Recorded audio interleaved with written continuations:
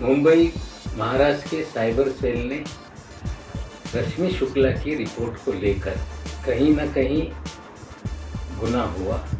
Official secret act में और telegraph act के तहत अज्ञात व्यक्ति के खिलाफ मुकदमा दर्ज करने का काम किया है। मुकदमा दर्ज होने के बाद महाराष्ट्र के प्रतिपक्ष नेता देवेंद्र फडणवीस जी थोड़े से परेशान नजर आते हैं। उन्होंने कहा कि रश्मि शुक्ला की रिपोर्ट मैंने सिर्फ 2 पन्ने दिखाए थे, नवाब मलिक ने पूरी रिपोर्ट लोगों के सामने रखी। हाँ, ये सच है कि पिछले कई दिनों से रश्मि शुक्ला की रिपोर्ट को लेकर वे दिल्ली में प्रेस वार्ता कर रहे थे। मुंबई में प्रेस वार्ता उन्होंने की, और जब मुंबई में प्रेस वार्ता की तो मंत्री और सरकार की तरफ से हमारी जिम्मेदारी बनती थी कि परिस्थितियों से लोगों को अवगत कराया जाए। रश्मि शुक्ला की रिपोर्ट में जब वो रिपोर्ट पेश की गई तब तक कोई भी ट्रांसफ़र नहीं हुए थे। उस समय 10 IPS अधिकारियों के ट्रांसफ़र हुए और रश्मि शुक्ला की रिपोर्ट पूरी तरह से आधारहीन थी। रश्मि शुक्ला ने बिना परमिशन के कुछ लोगों के फ़ोन टैप किए, कुछ व्यक्तिगत आपस में कोई लोग बात कर रहे थे, उसके आधार पर रिपोर्ट बनाई गई। और जब रिपोर्ट उन्होंने दी तो सिर्फ कुछ अंश सारांश बना के ACS कुंटे साहब को दी थी, और कुंटे साहब ने उस वक्त सवाल पूछा कि आपने परमिशन बिना कैसे फ़ोन टैप किया, या जो आप आरोप लगा रही हैं कोई भी तबादला नहीं हुआ। उन पर कार्रवाई की शुरुआत हो रही थी।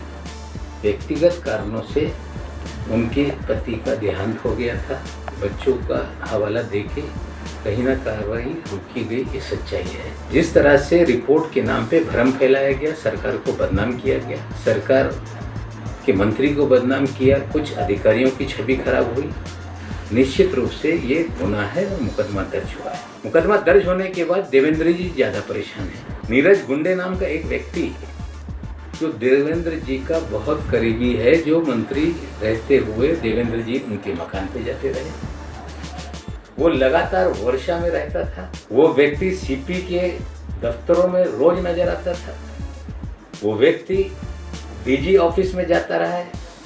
वो व्यक्ति मुंबई म्यूनिसिपल कमिश्नर के दफ्तर में नजर आता रहा है। वो व्यक्ति कौन है? जिसने सबसे पहले इस रिपोर्ट को लेकर ट्वीट किया था।